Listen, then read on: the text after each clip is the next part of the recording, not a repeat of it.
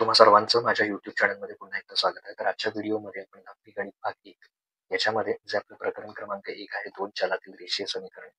तर याच्यात पान नंबर 15 वर आपल्याला एक कृती दिलेली आहे. पहिली कृती आपण मागच्या व्हिडिओमध्ये बघितली. तर दुसऱ्या व्हिडिओमध्ये आपण दुसरी कृती जी आहे खालील कृती पूर्ण करा असा प्रश्न आहे. तर त्याचं उत्तर आपण या व्हिडिओमध्ये बघणार आहोत. इथे काय दिलंय? तर इथे आपल्याला क्रेमर्स पद्धतीनं ही 2 समीकरणं सोडवायची. ओके, त्यातला डी शोधायचा dx dy आणि मग त्यानुसार प्रत्येक कृती जी आहे ती पूर्ण करायची. आता इथे मी काय करणार आहे?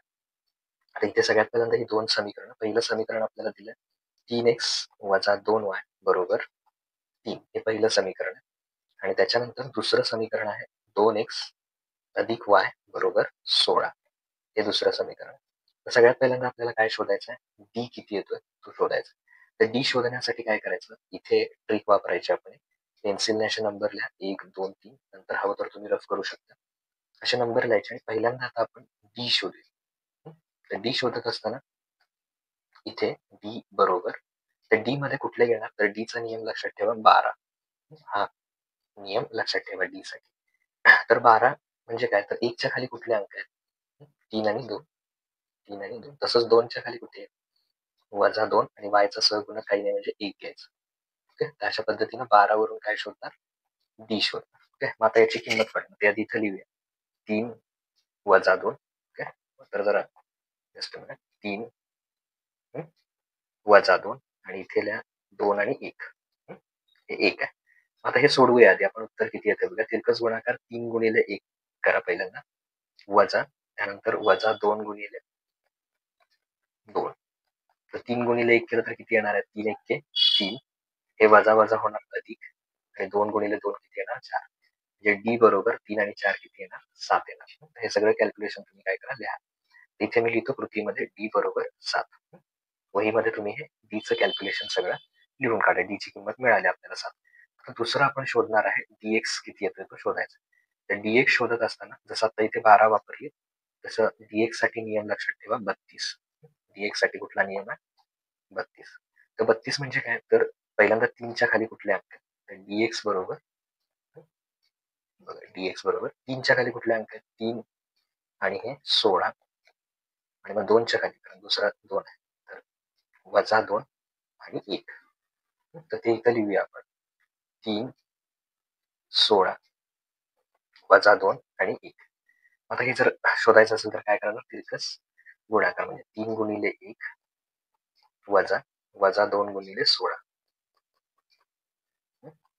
आता इथे बघा 3 गुणिले 1 केलं तर किती येणार? 3 1 3. वजा वजा काय होणार? अधिक. आणि 16 दोन्ही किती येणार? 32. 32 आणि 3 म्हणजे dx बरोबर किती आला? 35. तर इथे लिहूया आपण dx बरोबर किती आलाय? 35. 35 आहे. 35. ओके, तर हे सगळं कॅल्क्युलेशन लिहून घ्या. आपण dx शोधला. आता शेवटचा आपण शोधूया dy. ओके, आणि मग त्यानंतर आपण x आणि y शोधू शकतो. तर dx साठी कुठला नियम लक्षात ठेवायचा? सॉरी dy साठी. तर dy साठी लक्षात ठेवायचं 13.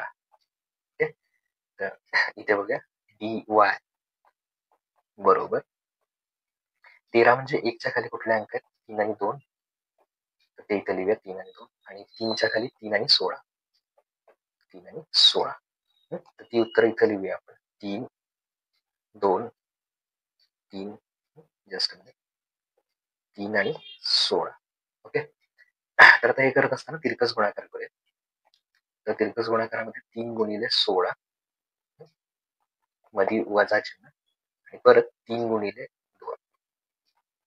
तर 16 गुणिले 3 48 येणार आणि 3 गुणिले 6 48 वजा 6 म्हणजे किती आहे? 42. त्यामुळे इथे उत्तर किती लिहिणार आपण? 42. ओके, तर आपण हे तिन्ही शोधले डी dx आणि dy. तर आता इथे बघा इथे त्या किमती ठेवूया आपण. डी बरोबर एक्स शोधायचं सूत्र काय? तर dx छेद डी. मग dx ची किंमत किती आली? तर इथे लिहूया आपण कॅल्क्युलेशन करूया. dx छेद डी. dx ची किंमत किती आलेली आपली? 35. हे बघू शकतो 35 छेद डी किती आहे? 7. 7 1 7 7 5 35 म्हणजे x बरोबर किती आले? 5 आले. ओके, हवं तर ही 2 स्टेप त्यात ऍड करू शकता तुम्ही. तसं y चं सूत्र काय येणार? y बरोबर dy छेद डी. तर dy ची किंमत किती आहे? 42. तर ती इथे लिहूया. डी किती आहे? तर 7 आहे. तो इथे लिहूया. 7 एके 7, 7 7 42. म्हणजे इथे आपण आधी सूत्र लिहूया, dy छेद डी. दुसऱ्या स्टेपमध्ये हवं तर या किमती टाका. 7 एके 7, 7 7 42. 6 या पूर्ण स्टेप लिहा किंवा कृतीमध्ये एवढं लिहा. म्हणजे थोडक्यात x ची किंमत किती आली आपली 5 आणि y ची किंमत किती आली 6. म्हणून xy बरोबर पहिला x ची किंमत लिहायची 5 आणि y ची किंमत किती आहे 6. तर हे आपलं काय असणार आहे, अचूक उत्तर असणार आहे 2. ही कृती इथे पूर्ण होते. तर पुढील व्हिडिओमध्ये आपण पुढच्या पृष्ठभागावर जी आहे ती बघूया.